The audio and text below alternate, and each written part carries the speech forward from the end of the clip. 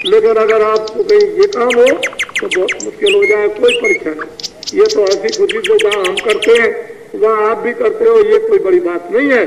ये तो मतलब ये परीक्षा का काम नहीं है, तो आप घर में रोज ही ये काम करते हो। लेकिन ये कि परीक्षा पहले महात्माओं ने दी थी, अब कलयुग में लोग परीक्षा नहीं दे सकते। कलयुग में तो भगवान की कृपा की बख्शीश होनी चाहिए। जीव से योग नहीं है कि वो परीक्षा देंगे, वो तो कलयुग में यानी ये विधान पास करा लिया गया है कि आप कोई परीक्षा नहीं। क्यों? उसका मतलब कुछ था। उस परीक्षा के संबंध में महात्माओं ने ये बताया। पंजाब में एक महात्मा रहते थे, उनके यहाँ वो सेवा किया करते थे।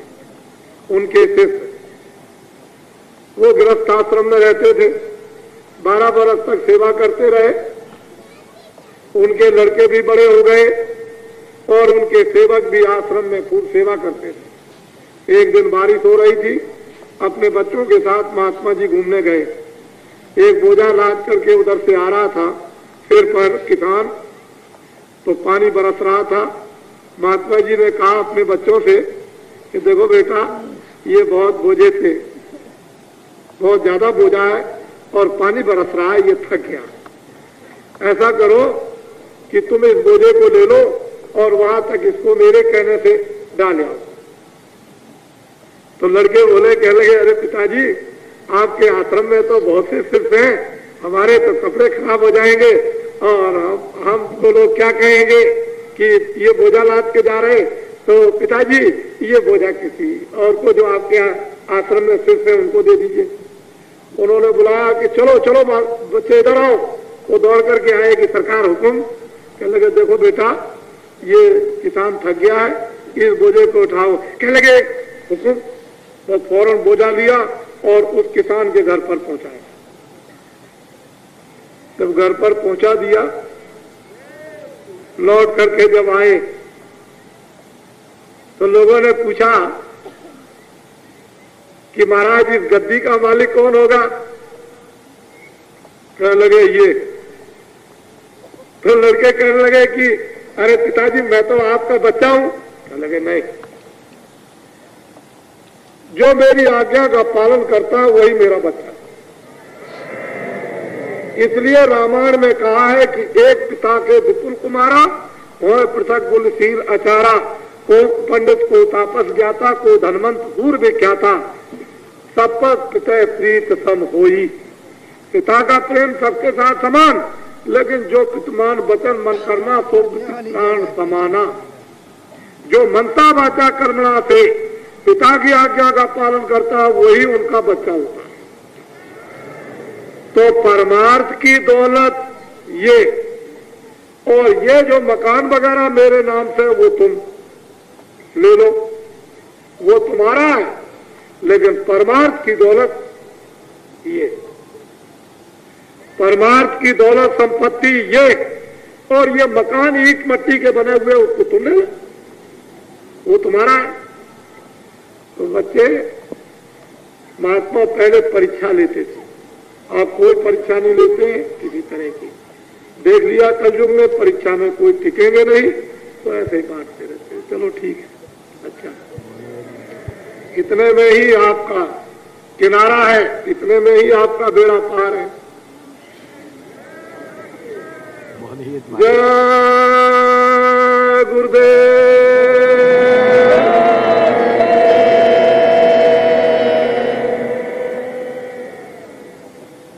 जितना इस समय पर नर नारी बच्चे बच्चियां यहाँ पर सामने हैं, इससे कितने गुना तो ज्यादा अपने अपने बैठे हुए जहां उनके डेरे पड़े।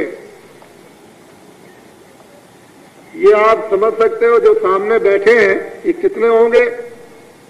बहुत मुश्किल से आपके ख्याल में 500।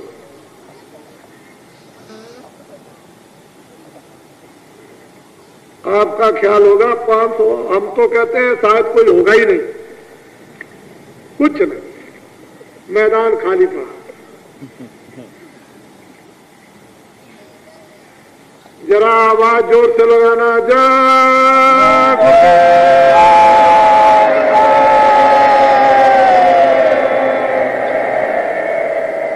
अच्छा, थोड़ा सा आप सामने वाले को जरा चुप हो जाना, सामने वाले चुप रहेंगे, और उधर जो टेंटों में है आप लोग चुप रहो। सामने के जो उधर टेंटों में वो लोग बोलेंगे, टेंटों वाले बोलेंगे जय गुरुदेव। देखिए कान लगाइए आप कितनी दूर तक, उधर देखिए आप कितनी जोर की आवाज। मैं तो समझता हूं कि आपकी आवाज अगर बोली जाए तो दबा देंगे। लोग ये कहते हैं वहां तो कोई है ही नहीं, यहां कोई नहीं, वहां कोई आदमी नहीं, कुछ नहीं है, वहां तो बिल्कुल कुछ है ही नहीं है, वो तो ऐसा कहते हैं। लेकिन आपको मालूम है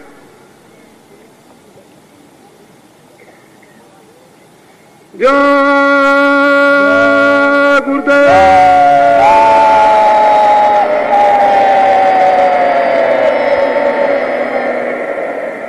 आपको पता है कि वहां पर शंकर जी का नाच हो रहा।